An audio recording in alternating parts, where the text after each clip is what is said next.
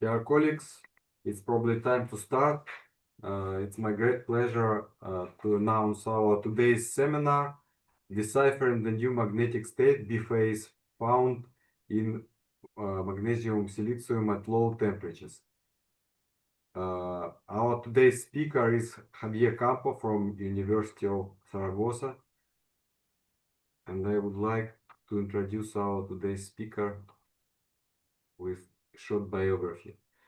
Javier Campo is a research professor in Aragon Nanoscience and Materials Institute of the Spanish National Research Council, University of Zaragoza. He made his doctoral thesis at the Aragon Materials Science Institute, which is joint research institute between the Spanish National Research Council and the University of Zaragoza. Later, he moved to the University of Montpellier, where he made a postdoctoral stay, and then Dr. Campo was appointed by the Spanish National Research Council at the Institut Louis-Langevin in Grenoble, and in 2003 he joined the Aragon Materials Science Institute again as a researcher now. He was director of this institute for quite many years. Javier Campo is the author of more than 170 scientific papers and the main researcher in 56 research projects, which number impressed me very much. He has supervised for doctoral thesis and now for more in course. And he is vice president of the MnSi, Spanish delegate at the Institute of Louis-Langevin Steering Committee, international advisor of the Dan Benninson Nuclear Technology Institute and the Global Institute for Materials Research in Tohoku, advisor to the Directorate of the Argentinian Laboratory for Neutron Beams, chair of the Spanish Committee for Large-Scale Research Infrastructure, chair of the European Congress, member of the High Committee for Science, Technology, and Innovation of Aragon. And astonishingly, on top of this, he is now a research professor. Where do you find time for this? Since 2020, his scientific interests are focused on the study of magnetic chirality, purely organic magnets, and operando large-scale facilities techniques to study materials for energy by using neutron scattering techniques. So with this, I would like to invite our speaker, Javier Campo. Dr. Campo, please, the floor is yours. Thank you very much, Sergey, and also I would like to thank all of you for giving me this opportunity to present the work done in Zaragoza, and I hope that you will enjoy the talk. Is because I didn't know about the audience, I will try to speak in this talk for a very heterogeneous audience, keeping the rigor, but also without entering too much in details. Then, as you explained, Javier Campo, I belong to the Aragon Nanoscience and Material Institute, which is a joint research center between the Spanish National Research Council and the University of Zaragoza, which is now an excellent center in the ecosystem for science in Spain. And I also belong, I'm a kind of affiliate member to this kind of institute, World Premier Institute in Hiroshima University.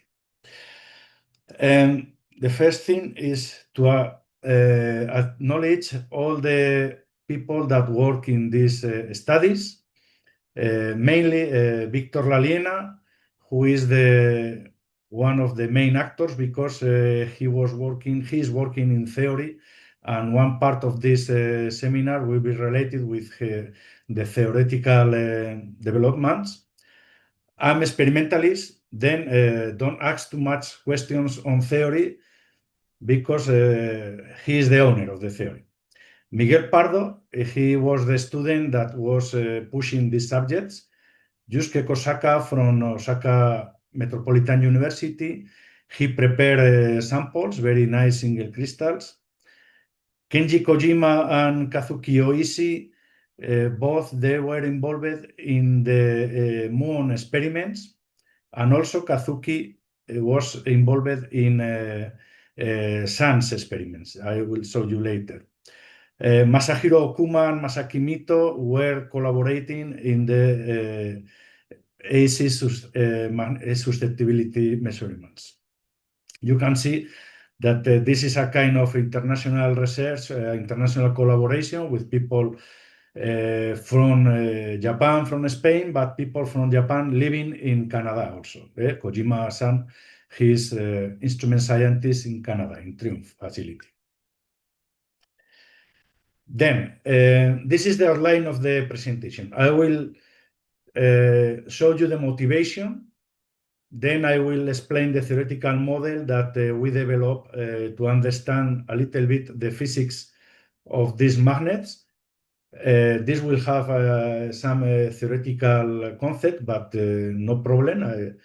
Then I will enter with experiments, magnetometry, and then experiments to go in more detail to understand the microscopic structure, magnetic structure, and then the interpretation.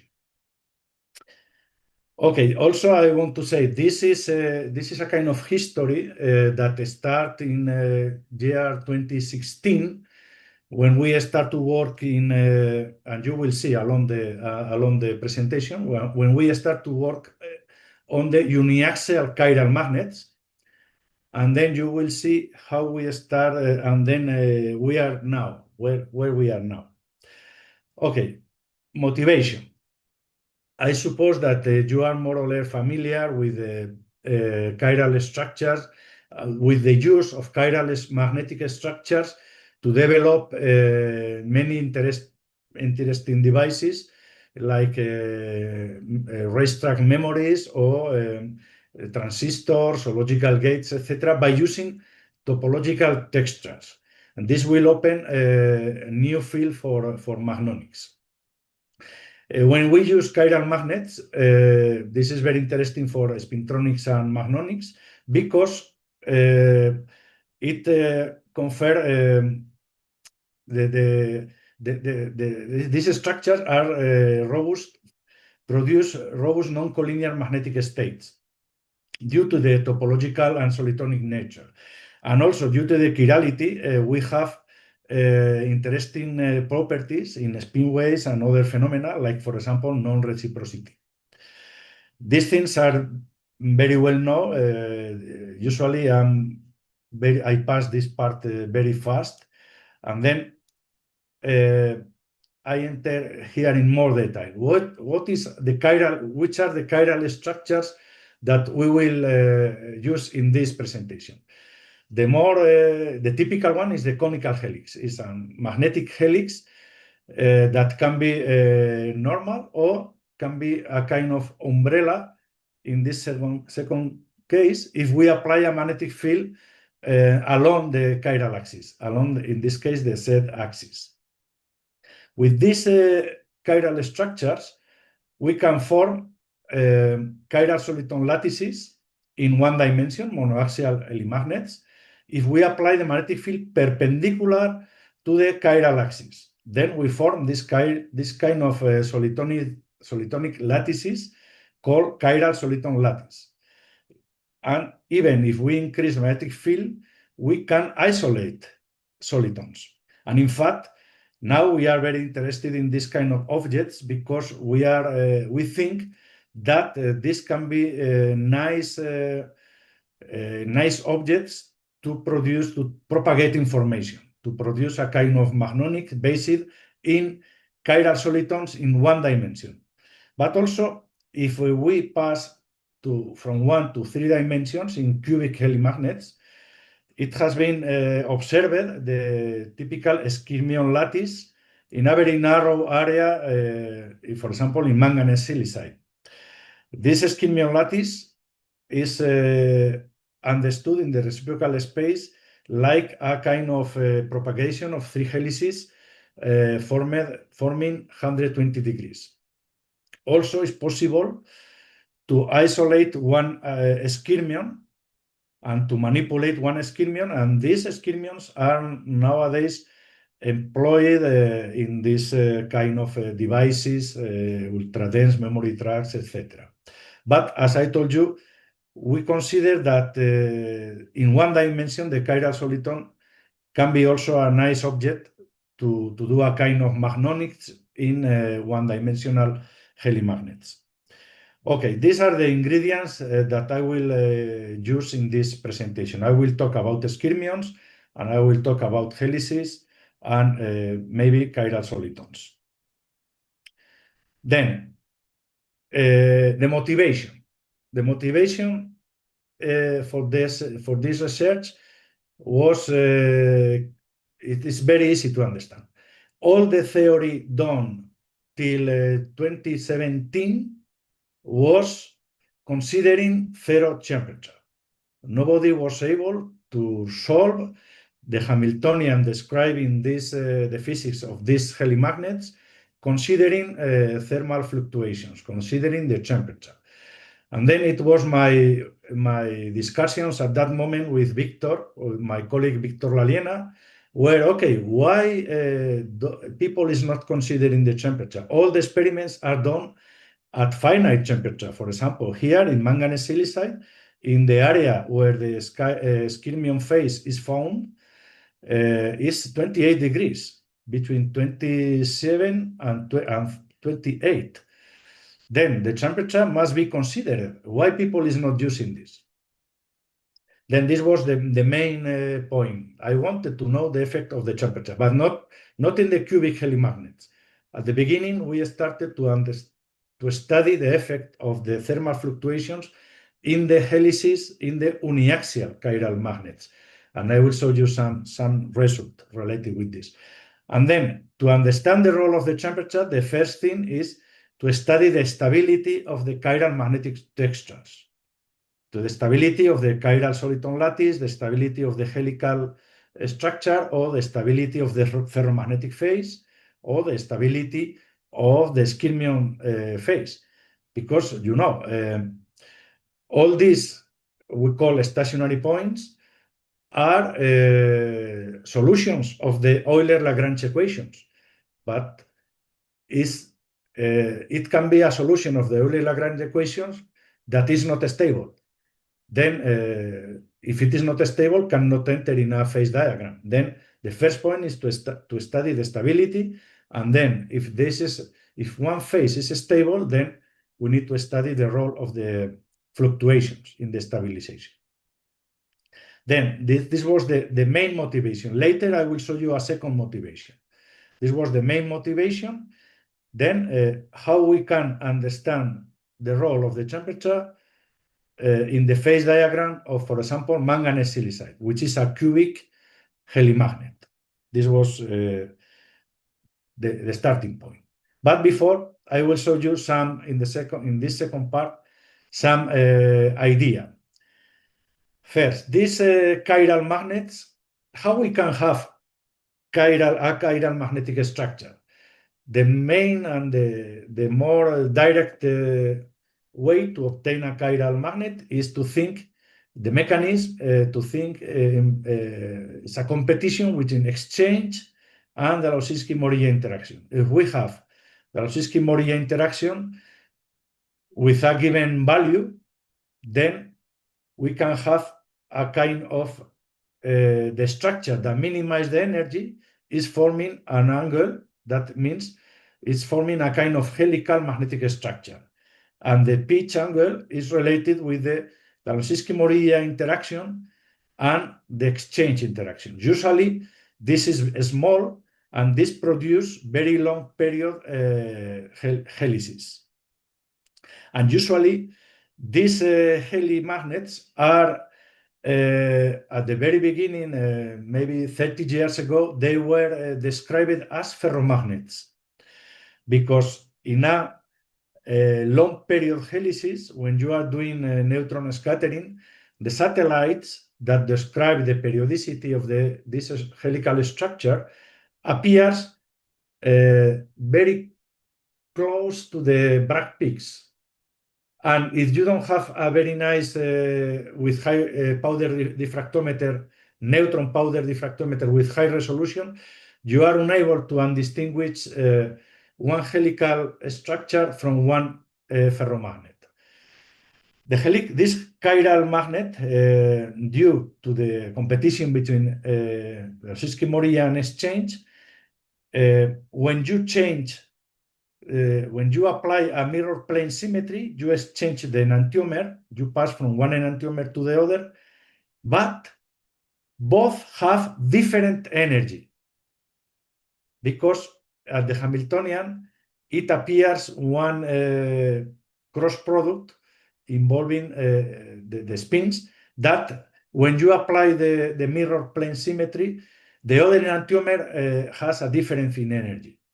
However, also you can have helices produced by that kind of competition between exchange interactions, J1 between first neighbors and J2 between second neighbors.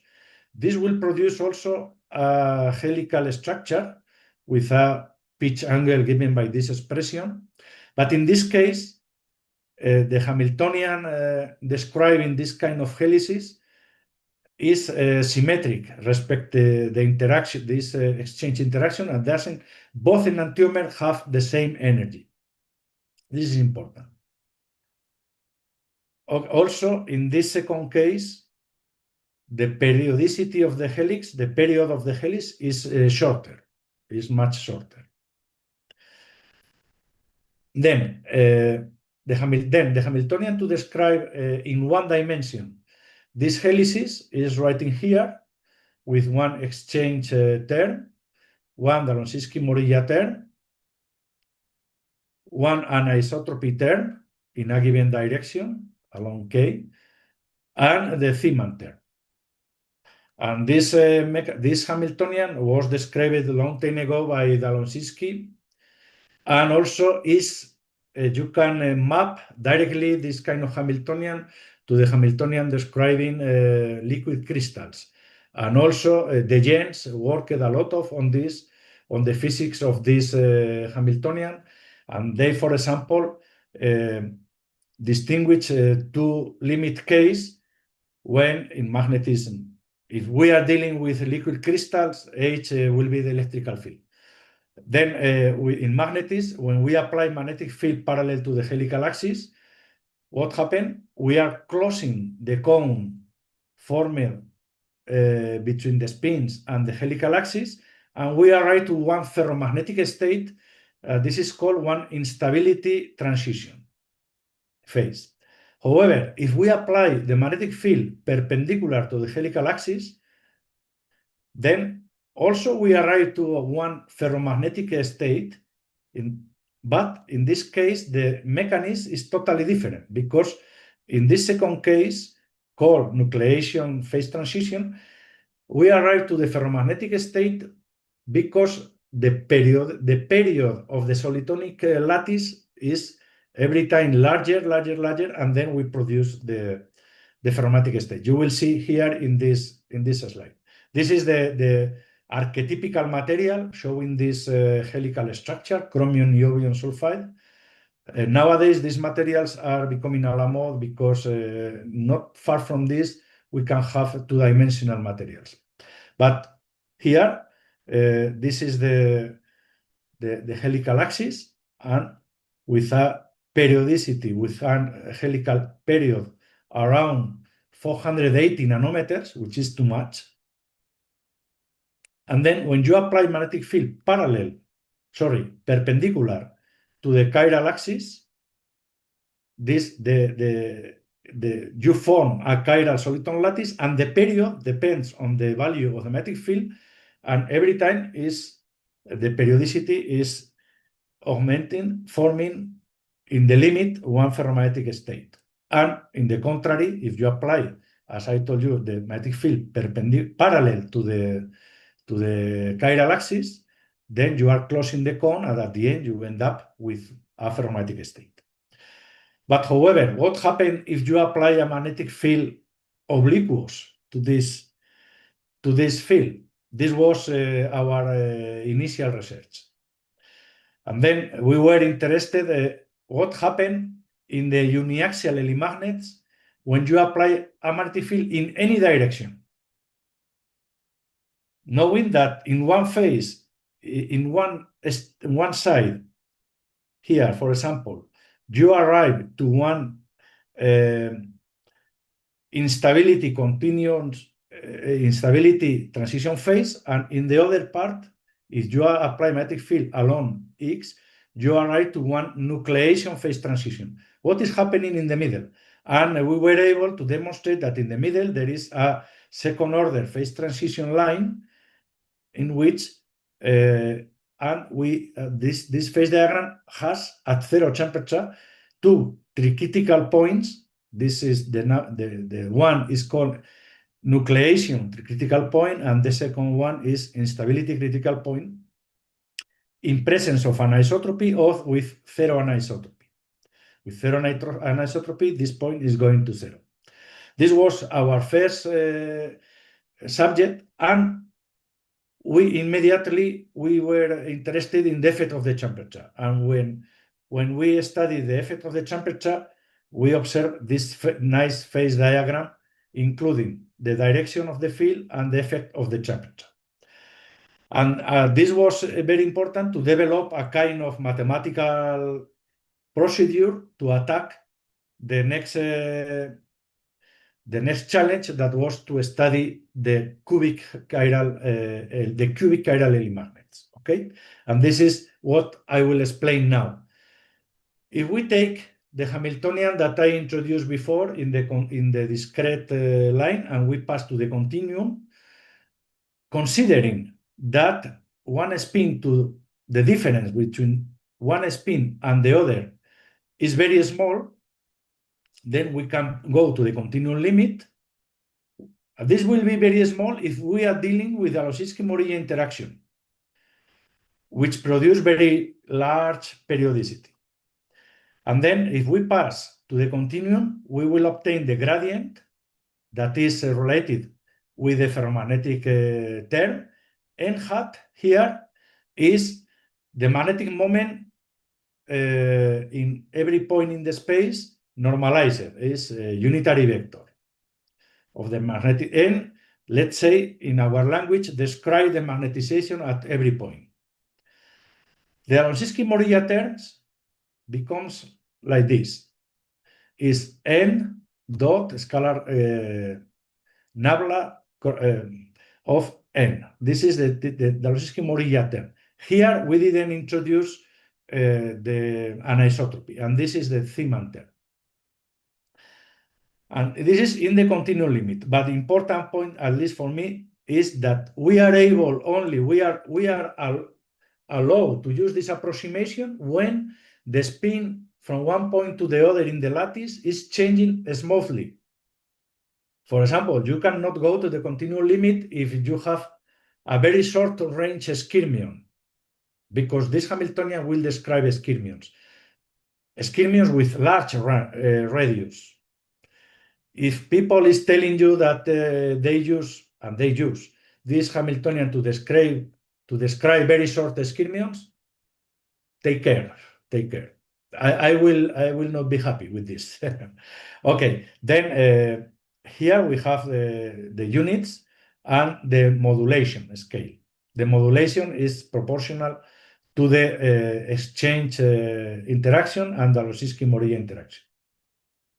And then if you are able, with this skyrmion, with this Hamiltonian, we can easily compute, not for me, easily for theoreticians, to compute the partition function, like the integral for all the configurations of your field. This is a kind of field, times exponential of the energy, which is given by this functional. And then if you are able to find the partition function, immediately you can find the free energy. and the temperature is included here. In this C naught is related with the temperature. Okay, then here is the problem: how to solve the partition function. And then for this, we develop a kind of a procedure typical in quantum field theory, which is the saddle point expansion.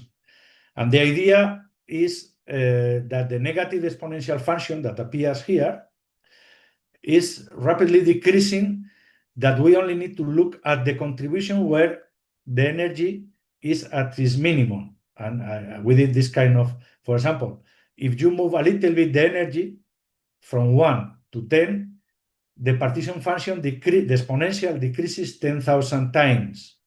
That means that we can approach the partition function by the value of the partition function where the energy has a minimum. And then, let's say this is, if the energy is at the minimum at this configuration, N naught, which is called, N naught is called a stationary point, and N naught are the solutions of the Euler-Lagrange equations. Then we call approximate this energy in any point around N naught by the is like a kind of Taylor expansion around this point. This is the idea. Then going with this saddle point expansion, the solutions of the Euler-Lagrange ensure that we are in a minimum of, not in a minimum, we are in a, the first derivative is 0. Then N naught is a kind of stationary point, is called a stationary point. And N naught are the solutions of the Euler-Lagrange equations. And the solutions are the ferromagnetic structure, the chiral helical structure, the skyrmion lattice, or any other that you have in mind. This has infinite solutions. We know a few of them, but mathematically there are others. We only know a few. And then what we will do is N naught will be ferro, chiral, skyrmion lattice, etc. And we will expand around N naught. Then N will be N naught plus 2 fields perpendicular. N naught is, for example, the ferromagnetic state at every point, and we will allow a kind of fluctuation described by a 2 components field, G. And then N naught plus the green arrow G will be N. And N, okay, N will be a kind of magnetic structure around N naught. And then if we do like this, we end up that the energy, our density of energy, our Hamiltonian, is given by the first term related with the N naught plus the first derivative, but the first derivative is 0 because we impose this condition for N naught, plus something that is related like a Hessian matrix, if you want. This is called the K. I will introduce here the K operator in the next slide, where K is an operator that depends on the field, on the stationary point that I'm considering. There can be ferro, chiral, skyrmion lattice, etc. And then if we have the energy, we can pass to the free energy.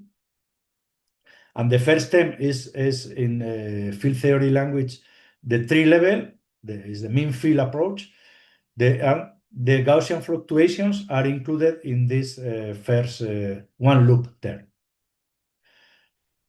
Okay, I will give, later you will see the paper where all these things are described in detail. The second variation operator, a K operator, is here is complicated operator that depend on the stationary point that we are considering. Then for every structure, we have one stationary, every structure is described by one stationary point, and then we have one second variation operator for every structure. And then if we want that the system has one solution. That means the system will be stable. We need to impose that the eigenvalues of this K operator must be positive. Then lambda must be positive. Only in those points, every stationary point will be stable. We can do this numerically. I will not enter in these details. And then by using this, we can produce the magnetic phase diagram. This is a procedure. We will study the stability of every phase. These are N0 solutions. Then we will impose eigenvalues of K operator positive for every point in the magnetic field temperature phase diagram. Then for the values where the stability is ensured, we will compute the energy, the free energy, including fluctuations. And then if there are more than one stationary point that is stable, then we will compute the energy, because one will have a lower energy than the other. And the high energy point will be metastable and the other will be the ground state. Then we can do this for this ferromagnetic state described by this kind of vector, unitary vector with, for example, we can take 0, 0. And with this, considering N0, this field, for every point, we have a ferromagnetic state. The conical helix is described for this with this vector, but here we have theta is fixed, and the phi angle depends on the zeta coordinate with the q vector. This will produce a helical structure, and then the skimion lattice is described by this vector, in which in cylindrical coordinates the angle is depend on the radius, and the phi angle is changing respect in the vector respect the cylindrical coordinates. Then these are our C0 fields that will enter in the second variation operator. Then by using this, we can build this phase diagram. And you can see that ferromagnetic state for given magnetic field larger than 1 in the reduced units is the stable phase. At very low temperature, we obtain that chiral helix, the helices are the only phase that is stable. It's very important that these are the area where the numerical computations are reliable, but we observe that in this area, skimion lattice is possible. We observe that an skimion lattice can appear at low temperatures. However, in this here, conical here, skimion lattice is alone, but here skimion lattice can coexist with chiral helix. And if you compute the energy, in fact, we were not able to compute the energy because the numerical discretization was done in a different manner. For that reason, we say that here we cannot decide which is the ground state. We cannot decide.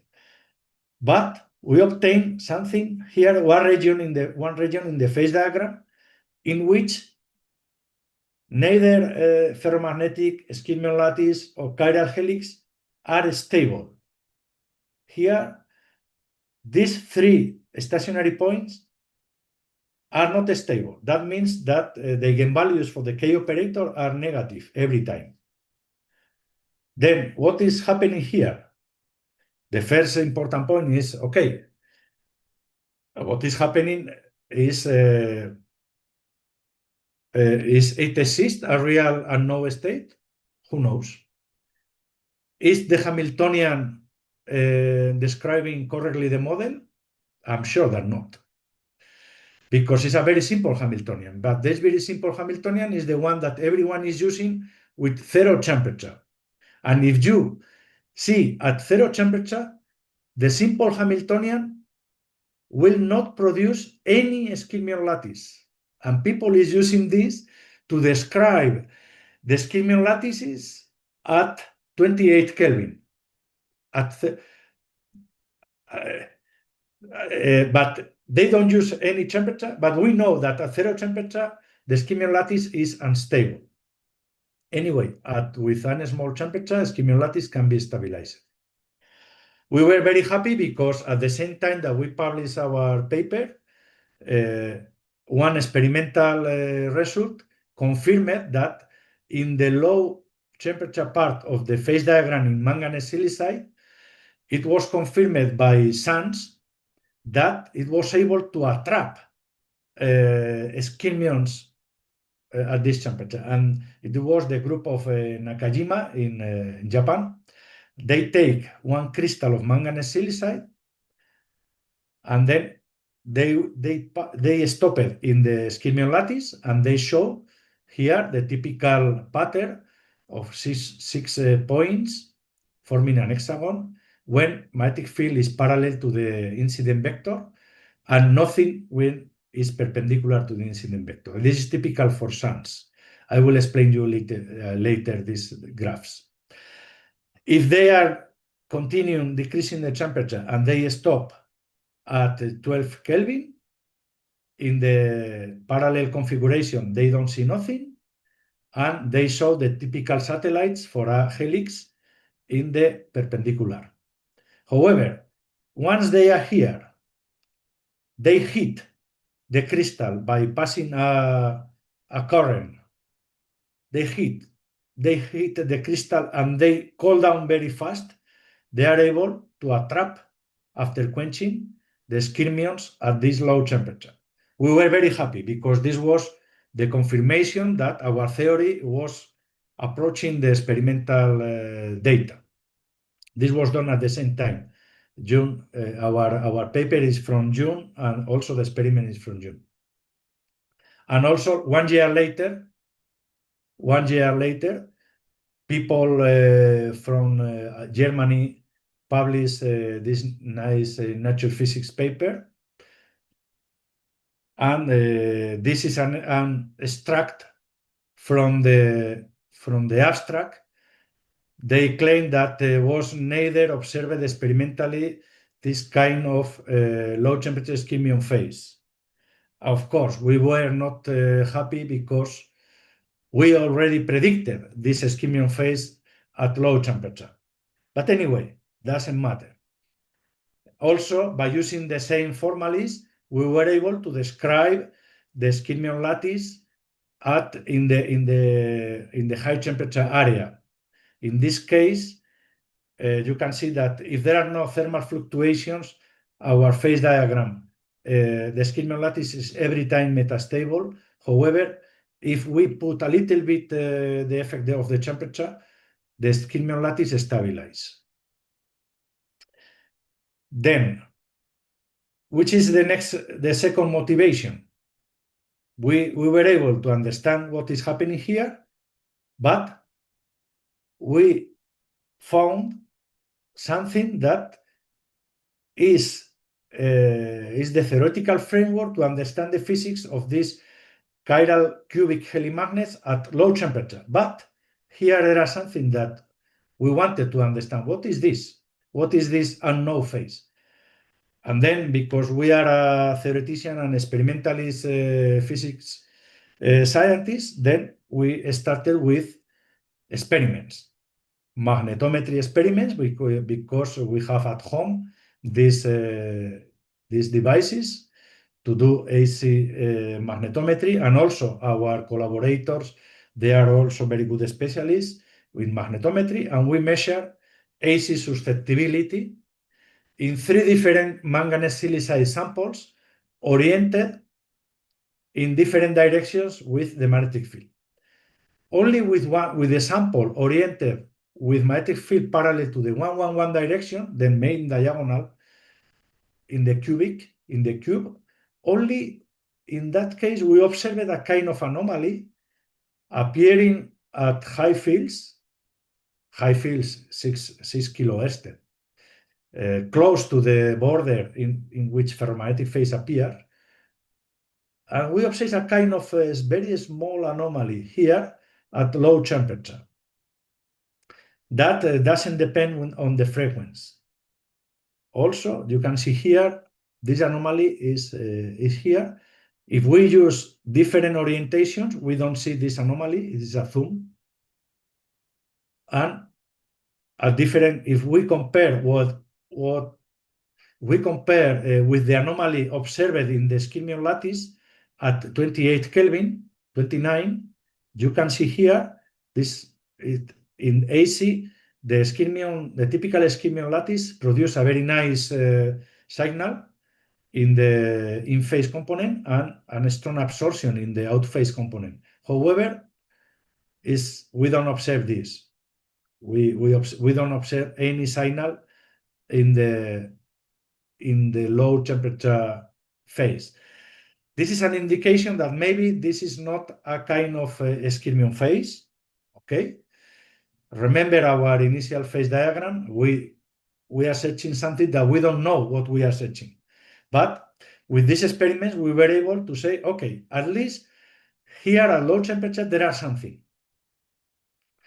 This something is related with our unknown phase or not. We don't know. We don't know because we don't know what is the unknown phase. We know that here there are something. And then next step is going for neutrons experiments and MuSR experiments. Then we start to do SANS experiments. Let's see if SANS produce some result that give us some idea of the nature of the beta phase. We call this beta phase. Then we use different instruments in Japan, Taikan instruments, which is a SANS small angle neutron diffractometer, and also the 33 at ILL with a very nice single crystal here. You can see the single crystal here. And also in both setups, we were able to move the magnetic field and the sample as we want. And also we use the instrument M15 of 3 University Mason facility in British Columbia University in Vancouver. This is a muons facility. And then to understand the SANS experiments, if we want to see the helical structure, we need to orientate the propagation vector perpendicular to the incident vector of the neutrons. In this and parallel to the magnetic field. In this case, we will observe 2 points that are the satellites. The distance to the center is telling you the periodicity of the helix. However, if we want to observe the skyrmion lattice, we need to orientate the magnetic field and the main axis parallel to the incident vector, and in this case, we will observe axis 4 pattern. Usually, we need to do both to see if we have, because when you have skyrmions, you don't have helices, except if both are coexisting. Then we did experiments for different orientations of the magnetic field respect to the axis of the crystal. The 111 was the axis in which was observed the beta phase and also the skyrmions. And you can see here, we are changing the magnetic field at 2 Kelvin for 2 configurations, increasing the magnetic field. When the magnetic field is parallel to the incident vector, we don't see nothing, as expected. At 2 Kelvin, not expected, because we didn't know what should happen here, but we didn't observe nothing, only the background. And when we apply the magnetic field and the axis 111 perpendicular to the incident vector, we observe the points describing the helices propagating along the main diagonals. There are 4 main diagonals, and here we are able to observe 2 of them. The 111 and 1 minus 1. This is and these points are multiple scattering. And then when you increase magnetic field, what is happening? You are reorienting all the helices along the 111 direction, and then with 0.2 Tesla, mainly you have one single domain here, and then you start to increase, you are closing the cone, and finally, in the ferromagnetic phase, you don't have any signal because your structure is a kind of ferromagnetic. If you decrease the magnetic field, you end up with a single domain at 0 Tesla. This is a single domain. There is something here, but it's mainly a single domain. However, if we do this at 28 Kelvin in the area in which the skyrmions are observed, at 0 Kelvin, at 0 magnetic field, we have the same helices in the 4 main diagonals, and then you increase, and here at 20 for 0.2 Tesla, we observe the skyrmions coexisting with helices in this case, and only helices. And then if I increase, we will end up with 0, nothing, and if we go back, we will again end up with this pattern at 0 Kelvin. In this, if we apply the magnetic field in the other direction, we don't recover a single domain. What happens if we apply the magnetic field oriented in other direction, along one diagonal of one phase? Mainly is basically is the same, but what we observe is that we are orienting in this case the domains along this direction of the field. But I need maybe to go a little bit faster. Summarizing these results, this SANS data don't tell any information respect any new periodicity in the so-called beta phase.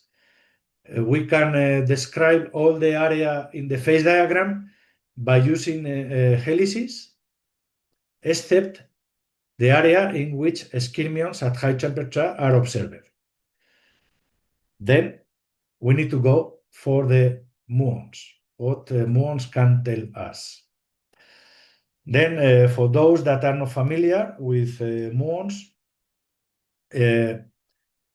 we produce muons in these accelerators, for example, by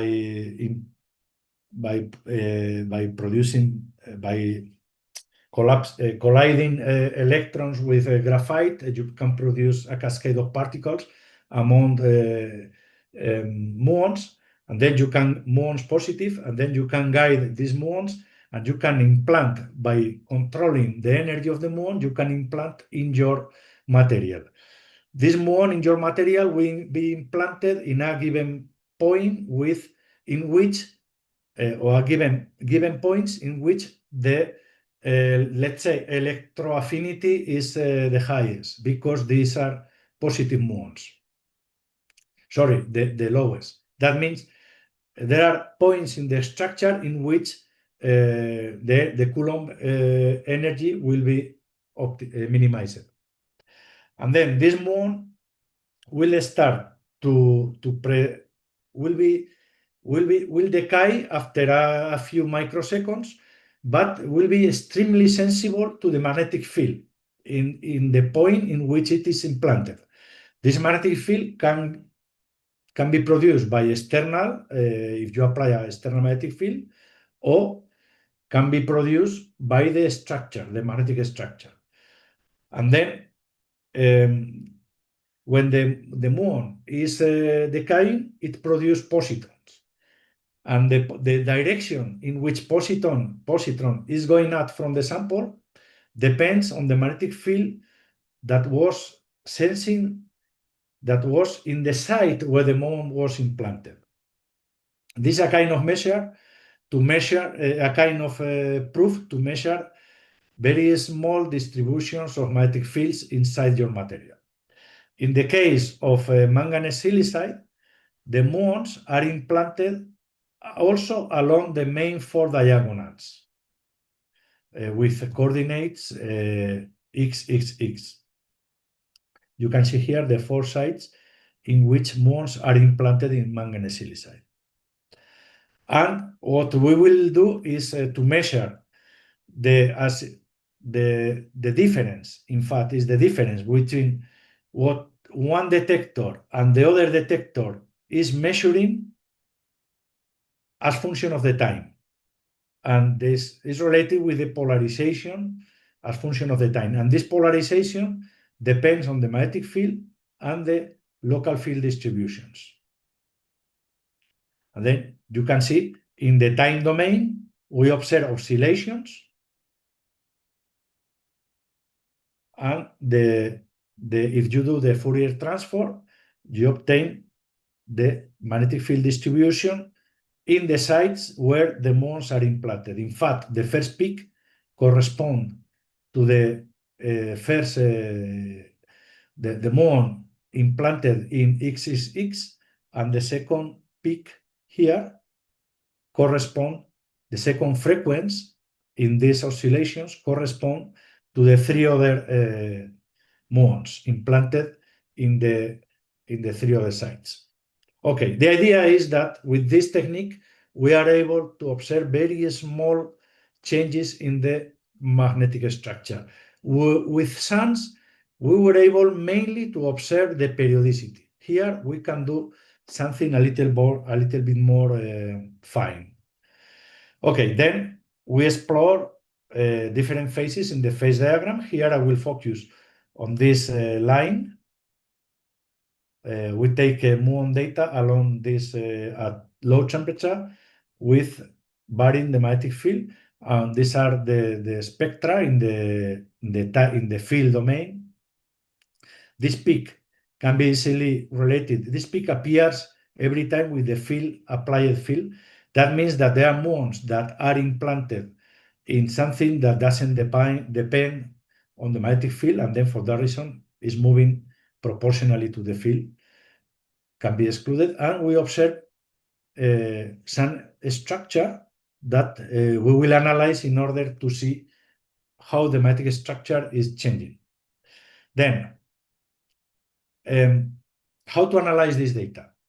The idea that we develop a code in order to simulate at every muon site the magnetic field created by a big volume around each site. And then we zoom for all the sites, we zoom for all the different lattices, and with this, we were able to have a good estimation of the local field distribution. Of course, to analyze this data, we cannot use micromagnetic models, because micromagnetic models consider a big volume. In micromagnetic models, you are averaging a big volume of spins. And if we are interested in the atomic changes, in the atomic magnetic structure, micromagnetic models is not possible.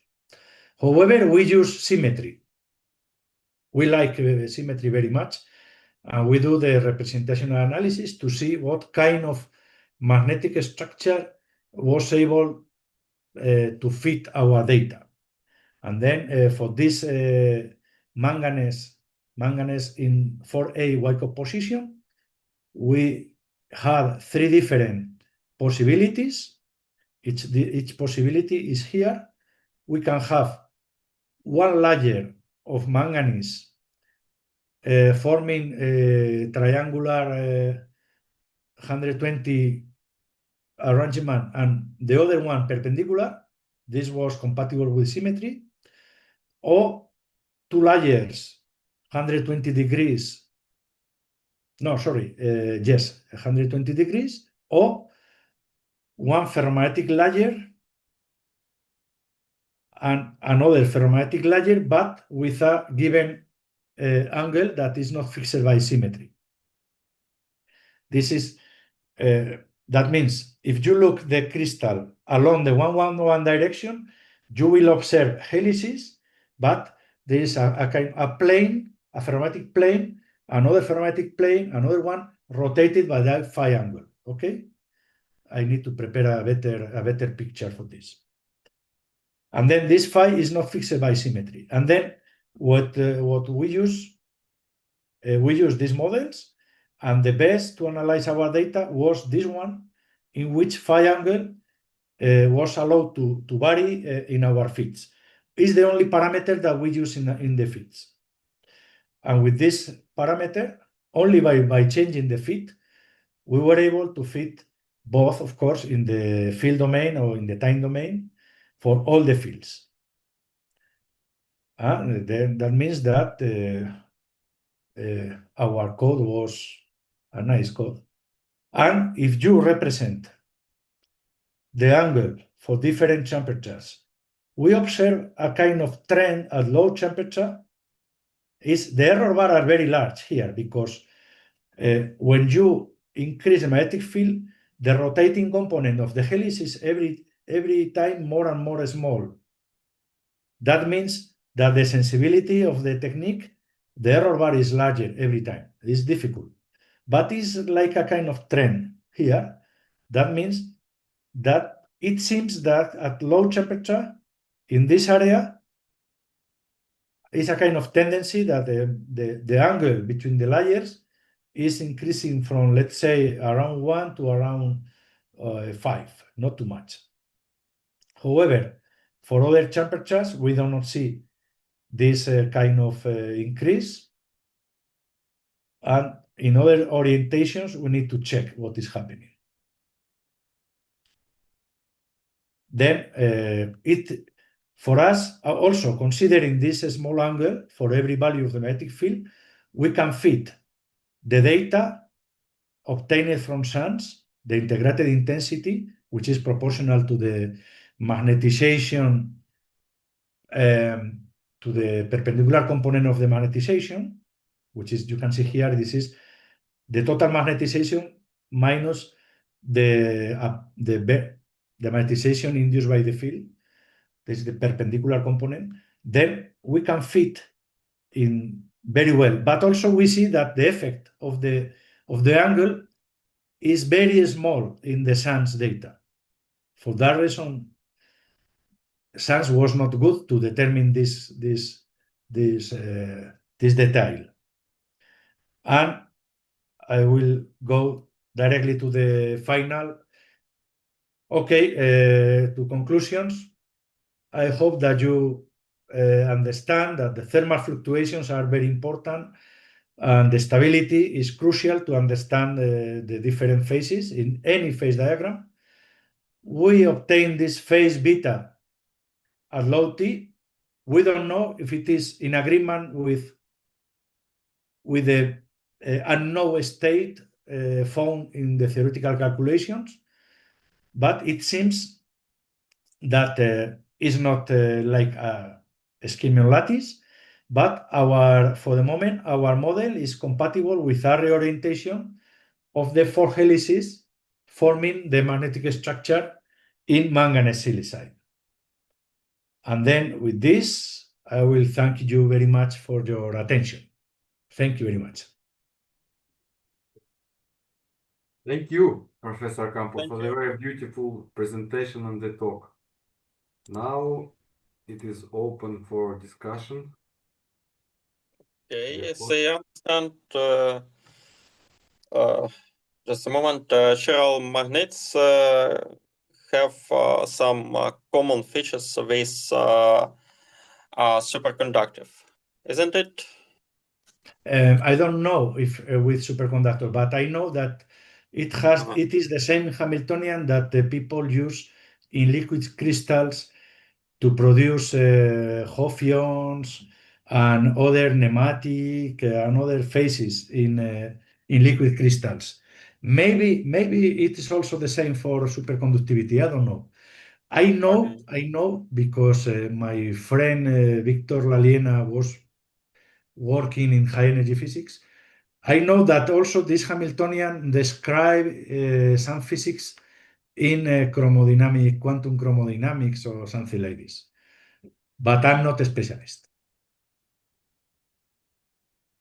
Okay, but they know both have strong magnetic field. So both they are pretty powerful. So I get it.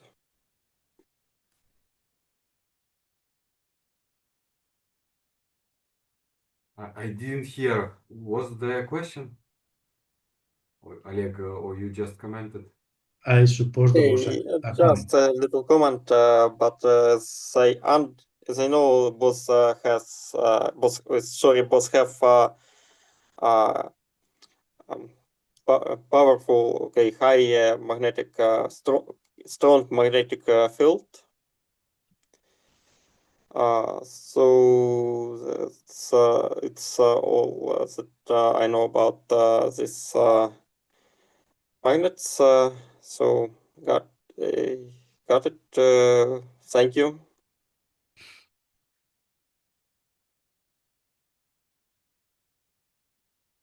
This Hamiltonian was very well studied by Jaruzelski and by the gens. The gens for liquid crystals and Jaruzelski for magnetism. And it's very easy to map this for liquid crystals. And in fact, it produces skyrmions, hophions, every kind of liquid crystal phase. Okay, I agree with your comment that can be employed in other fields.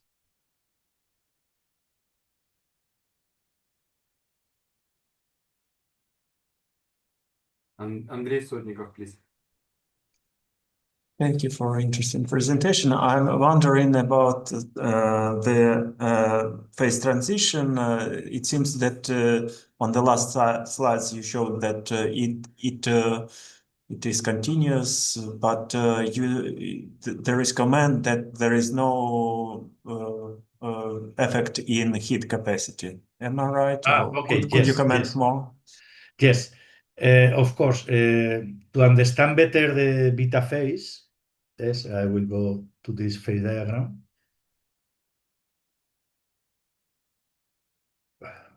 Here, of course, we measure a specific heat as function of magnetic field, and we didn't observe anything. But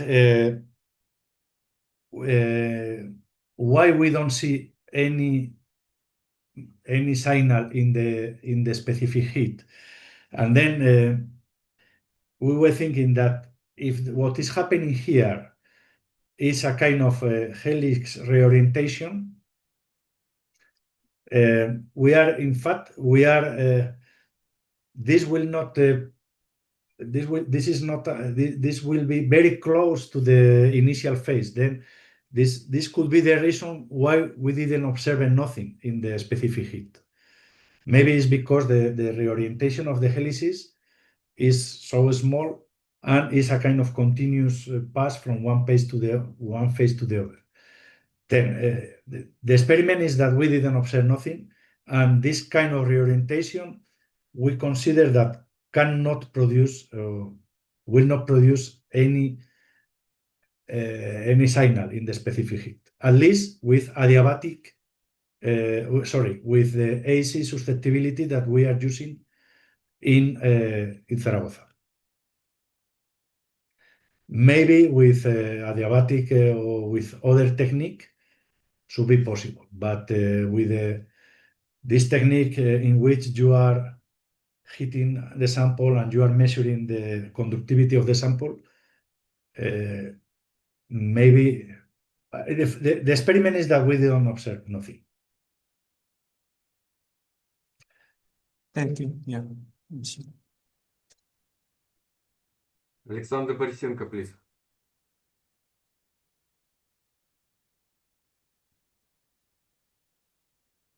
Alexander, unmute the microphone. Thank you very much for your nice talk. My question is about some alternative materials. I heard that, for example, holmium also exhibits this low temperature helical phase. Do you know something, maybe similar effect skyrmions are possible in holmium or other materials? In rare earth holmium metallic, the interaction is RKKY, and then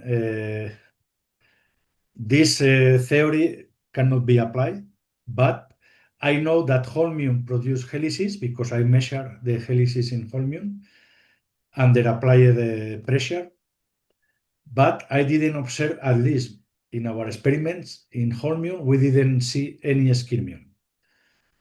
But maybe in metallic holmium, we measure this as function of pressure and as function of temperature and magnetic field, and was not possible. We didn't observe. There are other materials, for example, in the copper oxide selenide, the group of Katia Papas in Netherlands, they observed the same phase diagram that the group of Fleiderer in Germany at the same time. But they observed the skyrmion phase at low temperature, metastable skyrmion phase, but they didn't see nothing about the beta phase because maybe they were not. The beta phase is a kind of serendipity effect because we observed this, no serendipity, because we were searching for something, but we didn't know what we were searching for. I don't know if you follow. The theoretical predictions point out something. We followed this direction and we found something different. That is not found in copper oxide selenide. However, in iron cobalt silicide, which is also a B20 magnet, we have a beta phase occupying a larger region. But this material, iron cobalt silicide, is much more difficult to study because you have also disorder due to the dilution of iron and cobalt. But we observe it, and we have also muons. We need to publish all these things. Also, I will say something that we also collected muons in this A phase. And I told you nothing today about this because our muons data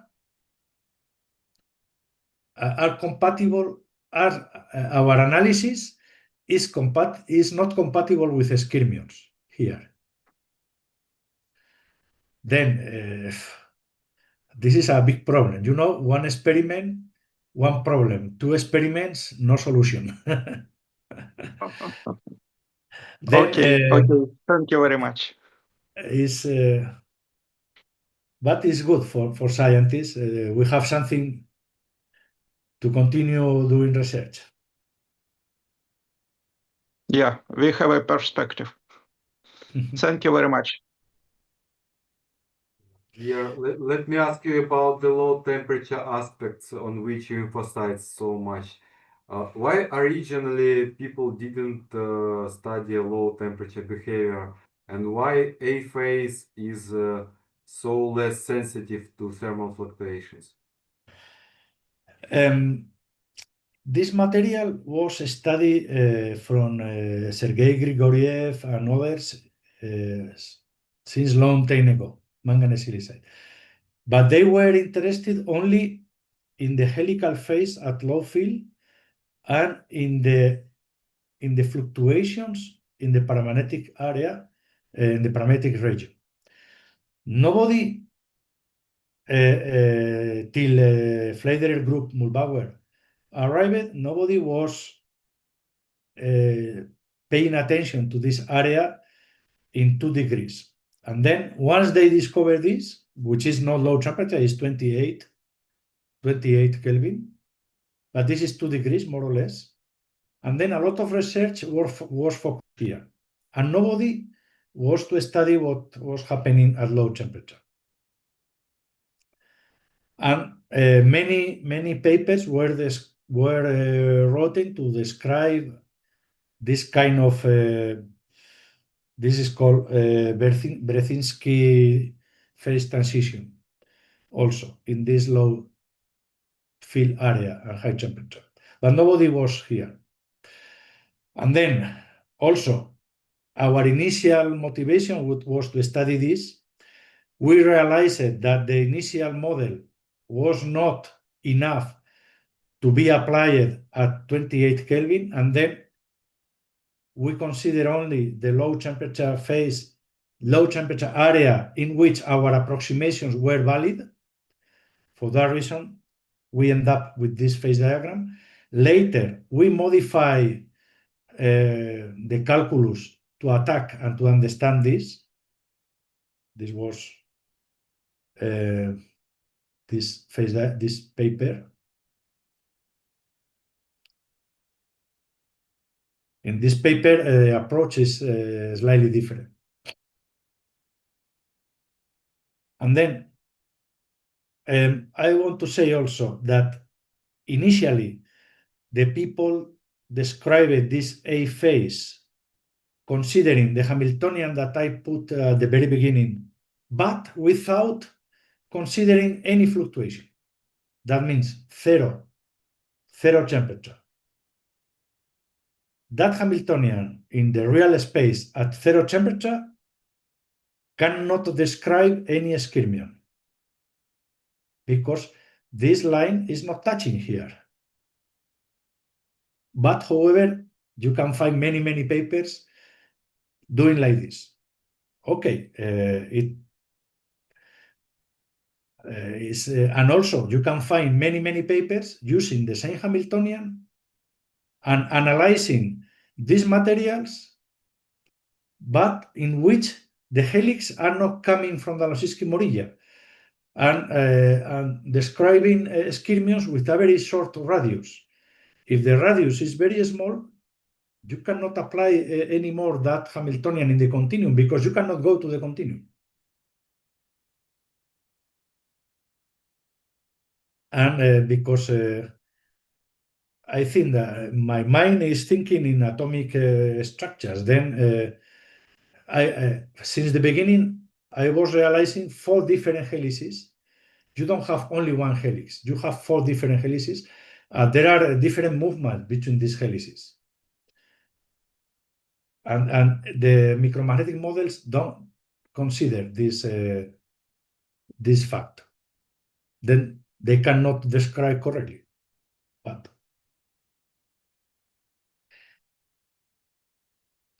I don't know if I replied your comment or not. Yes, thank you. And also it was instructive that you firstly told the theory, presented the theory. And I know that the theory, our theory cannot represent, cannot be employed in a model in which the modulus of the magnetization is changing. Because if you are thinking in a reorientation of the helices, in average, the modulus of the magnetization is changing.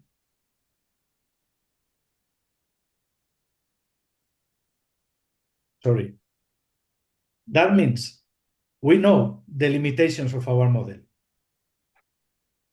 And we need to adapt the model.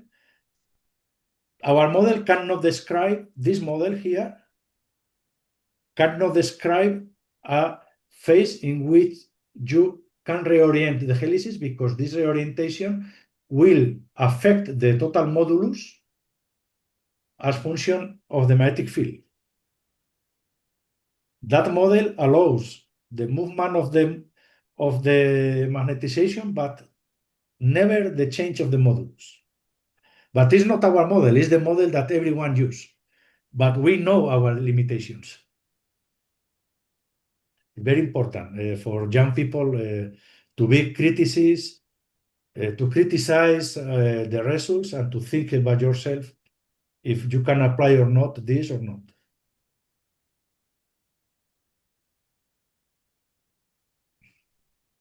Yes, thank you. Professor Naiduk, do you want to ask? You unmuted yourself.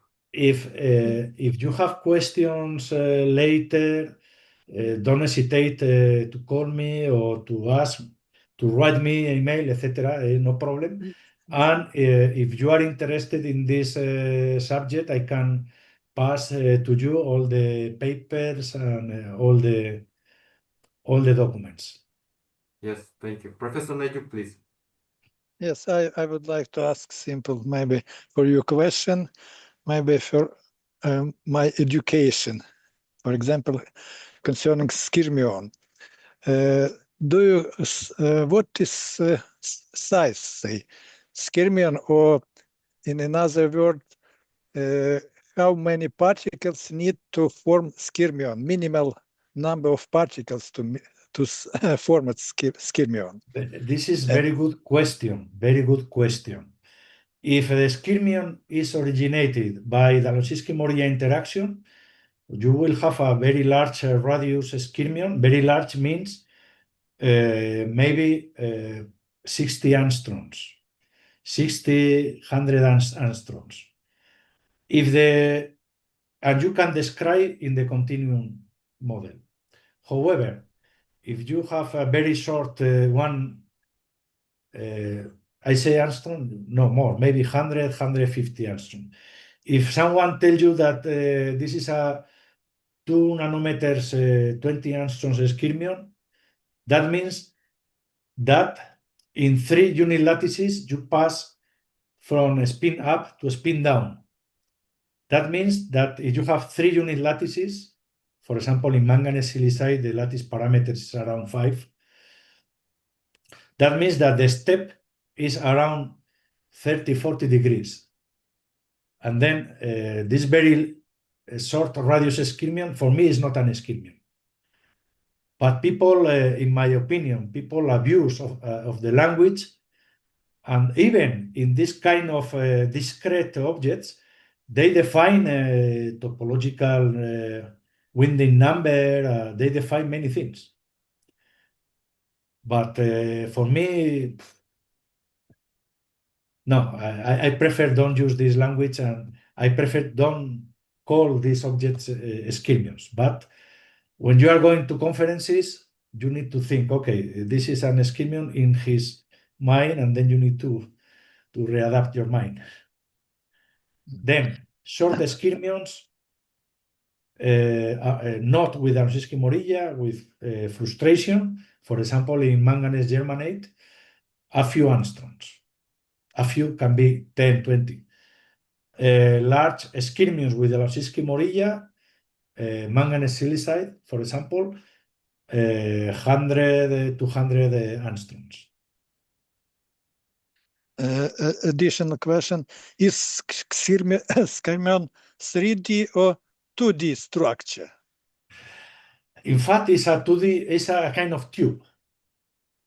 It's a kind of tube. Like vortex? It's a kind of vortex. It's from one layer to the other, it's a tube. Also, it's very interesting with it to study the rotation of the tube. But it's a kind of tube. And for that reason, you observe the pattern with SAMs. It's like the fluxons in superconductors. There is something like a surface skyrmion. There is something, yes, and the physics is different. It's very important comment. The things that I explain here are for bulk samples. In multilayers, they call surface skyrmions, but the interaction is propagated by the substrate. And it's different physics. It's a different physics in this case. Very important point, yes. Okay, thank you a lot.